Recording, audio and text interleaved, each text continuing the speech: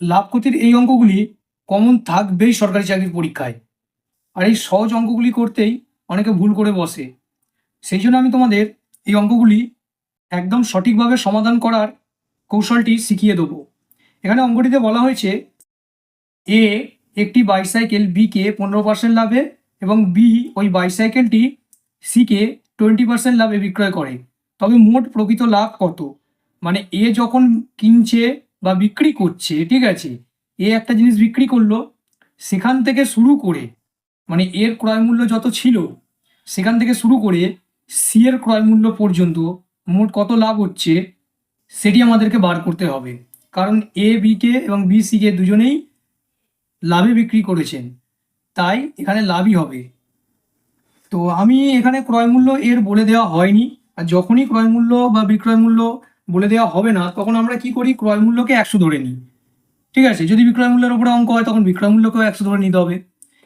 যেহেতু এখানে এ একটি বাইসাইকেল বিকে বিক্রি করছে, তাহলে এখানে প্রথমে ক্রয় মূল্যটি আমাকে ধরে নিতে হবে, মানে এ কত টাকাতে প্রথম কিনেছিল। তো আমি ধরলাম এর ক্রয় মূল্য হবে 100 টাকা। তো এ লিখলাম আমি, এর ক্রয় মূল্য আমি ধরে নিলাম 100 টাকা, মানে ওই বাইসাইকেলটি সে 100 টাকায় কিনেছে। যখন বি কে বিক্রি করছে, মানে বি এর ক্রয় মূল্য,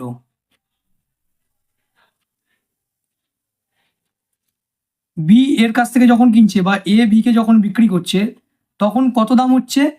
15% লাভে এ বিক্রি করছে। যেহেতু 100 টাকা আছে, তাই সোজাসুজি 15টা যোগ করে দেবো, 100 ছাড়া অন্য যে কোনো সংখ্যা থাকলে। তখন আমাকে ক্যালকুলেশন করে বার করতে হবে, যেহেতু 100 আছে তাই 15 ডিরেক্ট আমি যোগ করে দিলাম, তাহলে 115 টাকা। বি এর ক্রয় মূল্য 115 টাকা, মানেই হচ্ছে এর বিক্রয় মূল্য 115 টাকা। এবার সি কিনছে, সি কার কাছ থেকে কিনছে? না বি এর কাছ থেকে কিনছে, তাহলে সি এর ক্রয় মূল্য, সি এর ক্রয় মূল্য কত হবে? যখন বি বিক্রি করছে আর লাভ রাখছে 20%, তখন আমরা এটা কিভাবে বার করব? 115 এরকম যোগ চিহ্ন দেবো। এটা এটা যেহেতু 100 টাকা ছিল, সেই জন্য 15 ডাইরেক্ট যোগ করে দিয়েছিলাম। এখন কি করতে হবে? 115-র সঙ্গে আবার গুণ করতে হবে 20%, যেহেতু 20% লাভে বিক্রি করা হচ্ছে জিনিসটি।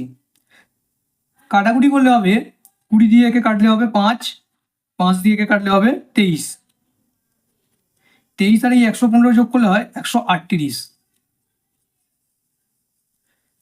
তাহলে প্রথমে এর ক্রয় মূল্য কত ছিল? 100, এখন সি এর ক্রয় মূল্য কত হলো? 138। মানে প্রথম আর শেষ আমি পেয়ে গেলাম। এখান থেকে তাহলে আমি মোট লাভ আমি বার করতেই পারি। কিভাবে?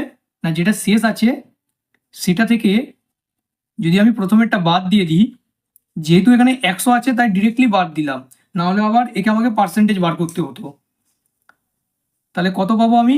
এই 138 হলো শেষেরটা আর 100টা হলো প্রথমে, মানে এর ক্রয় মূল্য থেকে সি এর ক্রয় মূল্য বাদ দিতে হবে। পাচ্ছি এখানে 38, এটা হলো পার্সেন্টেজ এসে গেল।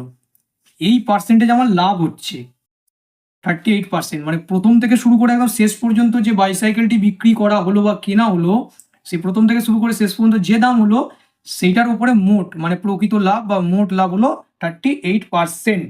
তো এখানে এর দাগে যে অপশানটা আছে 38%, ওটাই হবে আমার কারেক্ট অ্যান্সার।